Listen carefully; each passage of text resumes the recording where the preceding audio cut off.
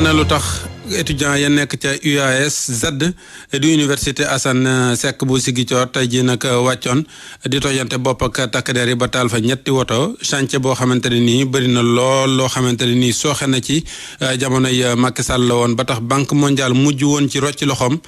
gëstub Amadou Sabar Ba. Satar di entreprise BTP bi gagné woon chantier yi ëppoon ca université bu Ziguinchor gannaaw ba mu nërmeeloo ak tamit ñàkk respecté délai de livraison yi loolu taxoon na ba Banque mondiale rocceeku ci bile projet bu ñu sukkandikoo ci Cheikh Oumar Sakho moo fi teewal Comet di benn société tunisienne boo xam ne moo gagné woon marché étude bi. man mi représenté Comet Sénégal man la gën a gêné parce que entreprise bi ko yore woon dafa mënutuloon dem dafa fayit bi mu fayitee il fallait faire une autre consultation créer beneen entreprise mu continuer projet mais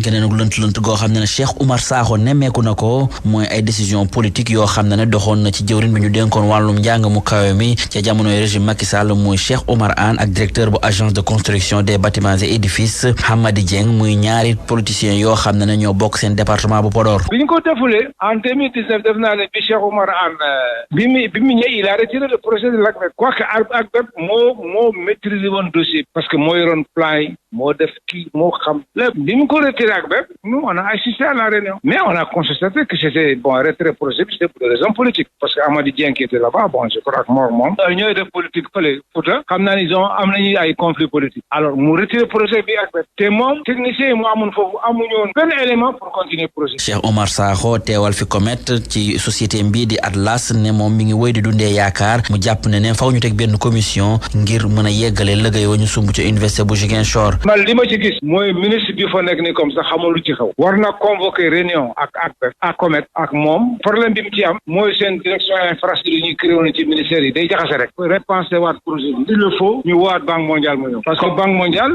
3 milliards des na ko ci bor lu ñu utiliser wu. ay at a ngi nii université Assane Seck bu Ziguinchor nag nekk ci chantier ngir tabax fa ay bâtiment fi ndongo yi dëkk ak tamit foo xam ne des fay jàngee waaw boobe ba tey tënaa yegg ba tax ñii di ndongo yi mer ba futt ak yenn jàngalekat yi ñoom it bi la situation dara neexu leen ci. université Ziguinchor boobee la ñuy des ba léegi ndax section SAES ba fa nekk nee na lii du guleet te ministre bi ak recteur bi war nañ cee sàkk pexe ndax fitna ji mi ngi bëgg a jéggi dayo fi mu ne nii Moussa Diallo ci bureau ba la bokk ñu déglu ko ci micro Lamine Ba. tey ji suba dañoo yeewu gis ni étudiants yi dañoo nekk di grève toftal ci di lakk ay oto yi nga xam ne moom la ñu yore woon fële ci rectorat ba di ko liggéeyee loolu nag mu jaaxal ñu metti ñu ndax du bi mooy bi njëkk ñu def lu mel nii ci ñaari weer ci gannaaw bundu xatal nañ fi ñaari jàngalekat ak benn doctorante boo xam ne bi dafa nekkoon ci benn laboratoire di fa jàngee ñu ñëw fekk ko foofu gësam ko bu baax après ki toj ordinateur yeeg ak bagage yi fa fekkoon yépp dellu ci administration bi di leen génne ñu foog ni loolu nag du li nga xam ne moo war étudiant li ko war mooy jàng li ko war mooy toppatoo li nga xam ne moo ko indi ci université bi bu boobaa bu demee ba xam ne am na lu ko naqari mu grève noñ ko defee ñoom ci suba décrété benn grève moo doon waaye suñu demee bay lakk ak saaga ak ay bundu xatal ay nit ñi nga xam ne ñoom bokk espace universitaire bi loolu daf ñu jaaxal ñu waa SAES ñu nga xam ne ñun ñi ay syndicaliste lañ waaye xeexewuñu anam boobu du question ne ñoo leen ëpp xam-xam wala ñoo leen mag grève dafa am nuñ koy defee te ñoom xam nañ ko ñi nga xam ne ñoo def lii nag dañoo laajte waa rectorat ak ñi nga xam ne ñoo yoree njàng mu koy ñu jël ci ay matuwaay ca teel ndax fi mu jëm baaxul te bu fa àggee danañ gis fii loo xam ne lii kenn dootu ko mën a wax ci rajo yi ak télé yi parce que kuy saaga ak bundu xataal ak taal ay oto lëmm nga taal ko taal ci ñaar ñett ba ñeent wala lu ko ëpp. Pour man RFM mooy rajo bi gën a jege askan wi. RFM rajo bi froide ak contre saison chaude mu ne kon sa naataango Ali Bandel ñaa fi ci doonu Matam pour RFM. gannaaw baykat yi mool yi ñoom wax nañu loo xam ne jàpp nañu mën naa doon pexe ci gouvernement bi ngir nag ñu dogaale ñiy dugg ci gaal yi loo cay jëm Espagne mooy ni ñuy jënd essence war nañ cee xam kan mooy waat ak li ñuy soxla ci ay 20 litres yoo xamante ne nii dañ ko war a duy ba mu fees dell. Union européenne mi jiitu Sénégal ni dakkal na accord bi itam ñoom jàpp nañu loolu xabaar la bu baax ci réew mi ndax dana tax géej gi nay aslëf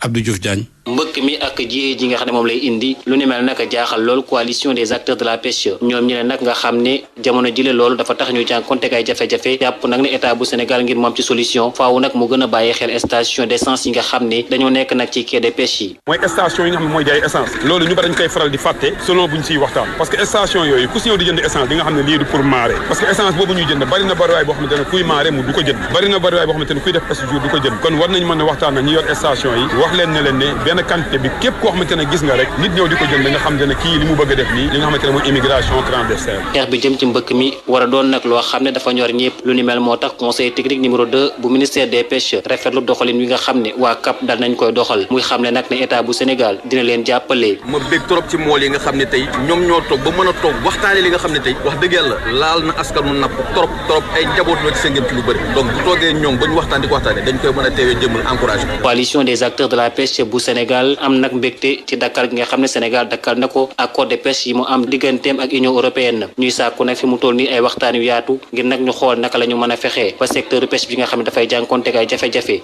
mën a nag teguwaat ci raay bi. RFM Rufisque Abdou Diouf Diagne la ci daan teg ñu mottalil ko ci wax ci wàllu wér gi ak cet gi ci biir Ndakaaru région bi yëpp nee nañu ñi nga xam ne ñoom ñoo war a liggéeyal service d'hygiène ñi ngi toll ci juróomi yi nga xam ne war nañoo contrôler juróomi junniy kër lim bi dafa tuuti capitaine Idrissa Ndiaye moom lu mu bëgg nag mooy ñu dolli leen doole ba nga xam ni budget ba dana leen may jumtuwaay yi ñuy soxla ñu mën koo am moom nag nee nañ am nañ ay stratégie yoo xamante ne nii bu boobaa xayadi gi ci biir capitale bi dina wàññeeku bu baax a baax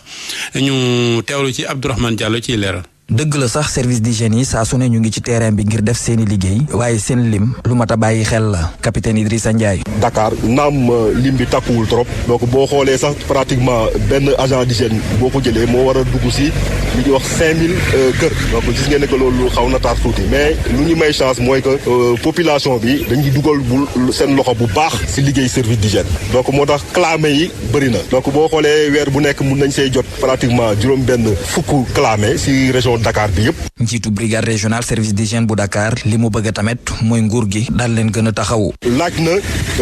maanaam nguur gi gën ñoo gestu tamit si wàllum ressources yi si wàllum nit si wàllum maanaam jumtukaay yi donc si wàllum béréb yi nga xam ne agent d'hygiène fa la ñu nekk tamit donc yaakaar naa ne loolu yëpp su autorité administrative yi gis importance su service d'hygiène lu muy def pour maanaam tënk yenn xeet feebar yaakaar naa ne ñoom ñëpp dinañ dugal seen loxo pour jàppale ñu bu baax. ngir xeex ci lu jëm ci wàllum saleté bi lekk yu bon yi ak produits périmés yi capitaine Idrissa Ndiaye fas yéene na tëral ñetti stratégie. donc leneen li nga xam ne ay pexe li ñuy def mooy que dinañ gën a maanaam taral contrôle yi ñuy def yi dajale nit ñi dem benn commune jàppale leen donc mais aussi dinañ def ay activités yoo xam ni day nekk fajar bi ak guddi gi parce que gis nañ ko si ñaari waxtu yooyu lu si bëri infraction yi si waxtu yooyu lañ leen di gis boo ñëwee di def liggéey bi bëccëg bi doo gis dara donc loolu aussi danañ ko renforcer créer li ñuy wax ay équipe mobile d'intervention si région bi yëpp. njiitu brigade régionale bu service d'hygiène bu Ndakaaru dafa doon def bilan tukki nemmeeku bi nga xam ne ginnaaw biñ ko falee ci juróom-ñaari structure d'hygiène yu région wu Dakar. ak RFM kumpa jeex na. Adama Gaye ba tey ñu ngi koy déglu fi mu ne nii ca division des investigations criminelles convocation bi nag moom démb lañ ko wolu woon tey ji nag la mujj dem ànd ak avocat mi nga xam ne jàppandiwul woon xamee sagul ba fi mu ne nii nag ci lu wér ceeg lan lañ koy doyee keneen koo xam ni woolu nañ ko waaye spécial criminalité lañ ko woolu di nag Moustapha Diakhaté moom mi fi nekkoon njiitu groupe parlementaire Benno Bokk Yaakaar moom nag moom itam xamaguñu lu mu wax wala lu mu def ba ñu woolu ko ci député Pastef yu bees yi ñu ngi ciblal ca Saly Portudal lëlu foofee nag ca hôtel ba ngir ñu daal leen di daggi ci li leen di xaar ci seen liggéey bu bees bi rawatina ñi nga xam ne nag ñoom kon miinuñu bu baax a baax fa ñu jëm la leen di xaar foofee ci assemblée dina ci bokk li leen di gën a soral loi de finance bi nga xam ne moom mooy ñëw ak nan lañ ko war a mën a waajale ca ndaje ma la Ayib Daffé weddee ñi ne nag ñoom seeni voix dafa wàññeeku diggante bi Diomaye nekkee candidat ak bi Sonko jiitee liste bi ñu teewlu ca diwaan ba Ndeye Mati Diang.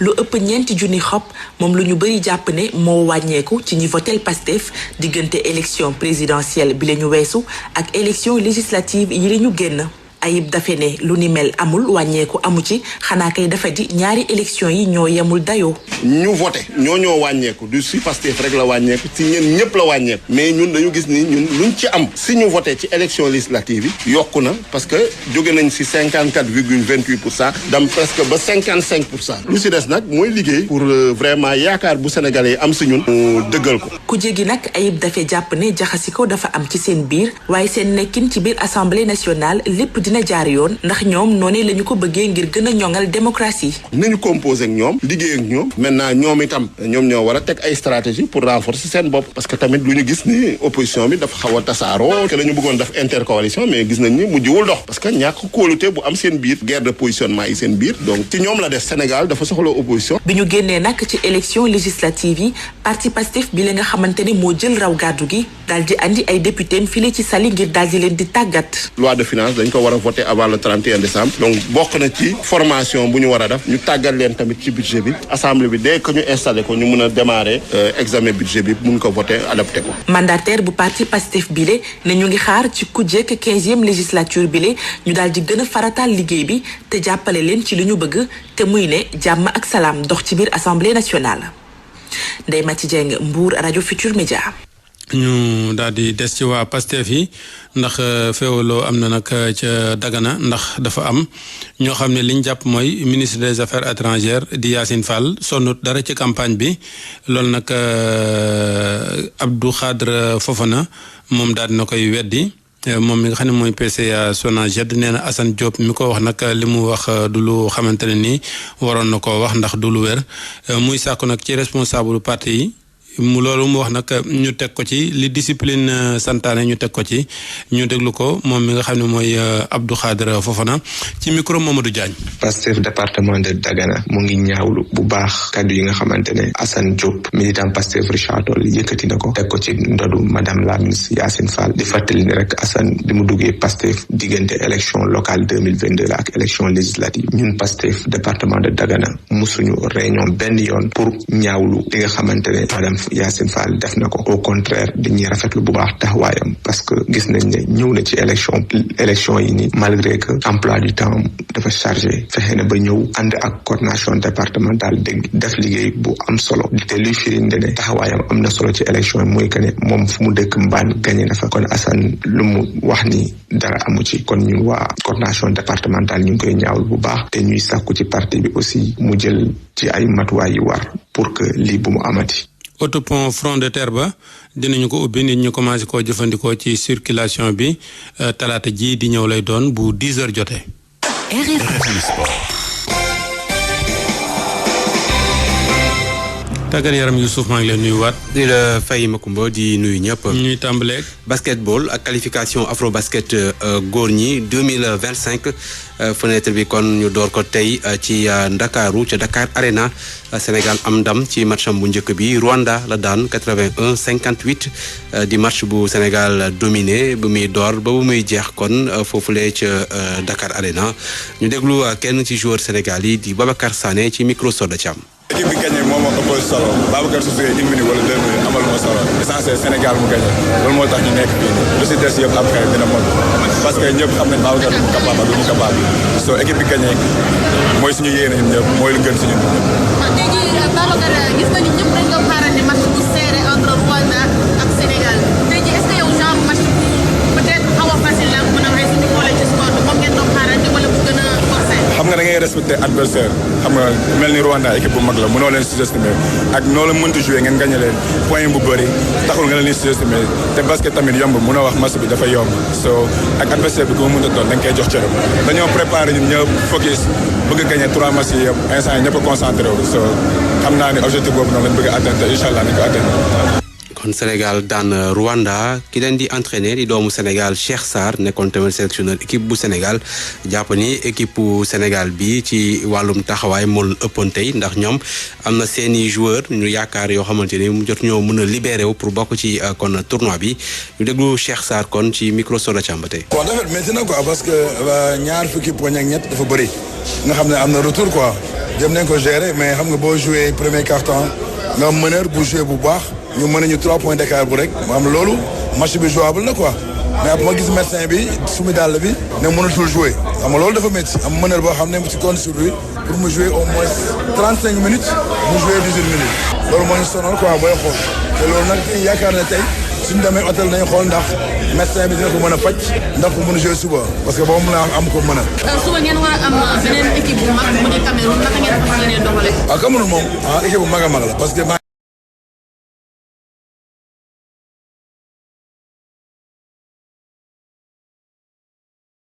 ngi rappelé daaw bu ñuy jouer coupe du monde bi ñoo leen gagné 7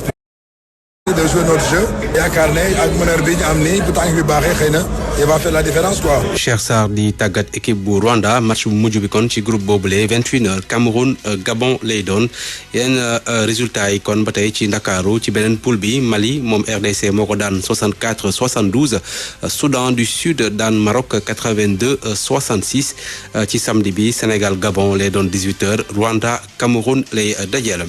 football ci jigéen ñi ak CAN bi bu ñuy waajal kon foofu lay ca Maroc te la ñu doon def tirage au sort bi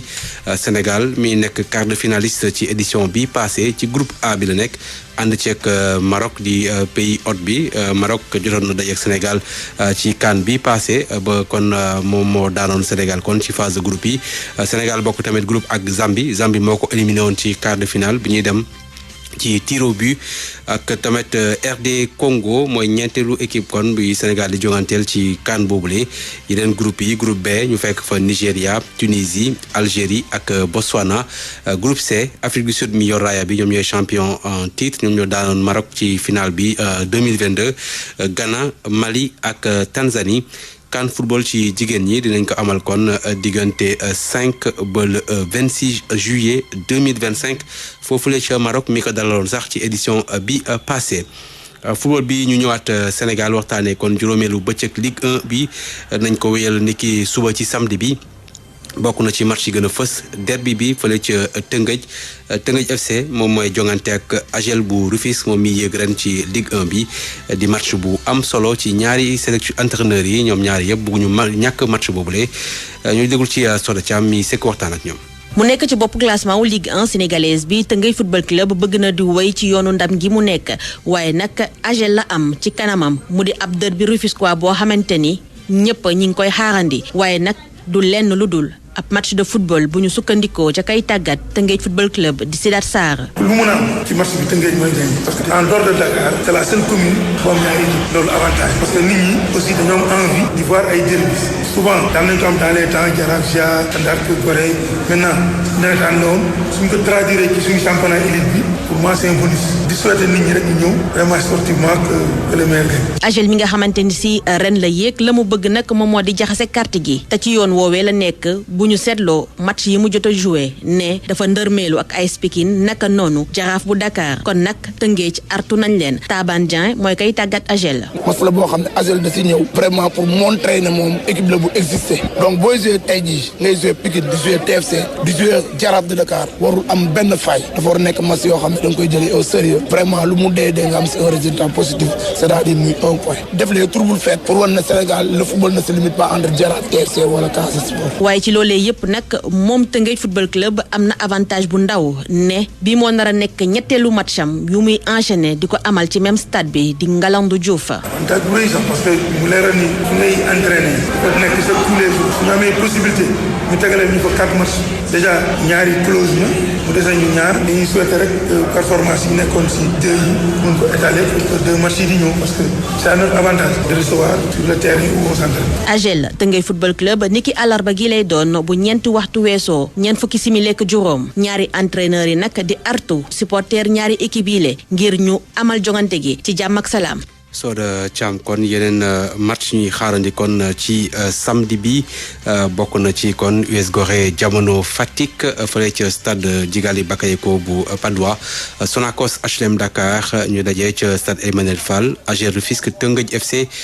foofule kon ca Ngalandou Diouf wali daan AS Pikine ba tey ci samedi bi match yooyu kon 16h30 lay doon match wali daan bi Guédiawaye dimanche mooy dajee Dakar Sacré-Cœur US Ouakam Génération Foot Casa Sport dalal ci Aline Sitoé Diatta Linguère bu Saint-Louis. Ligue 2 bi ñoom it dinañu jongante kon seen 5e journée samedi bi Duc AS Cambérène AS Kaffrine NGB lay dajel Étoile Lusitana AS Douane Snep Excellence Thiès RS Yoff Ndiambour bu Louga ak Jambar match boobule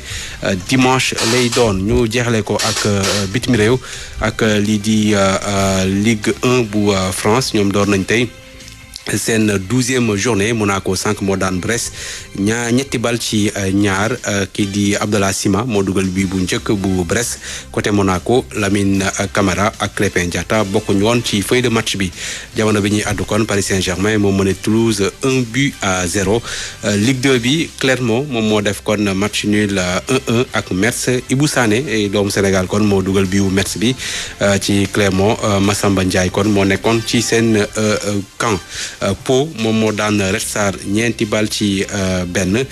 kii di Pathé Mboup doomu Sénégal kon moom moo dugal ñaari but pour Pau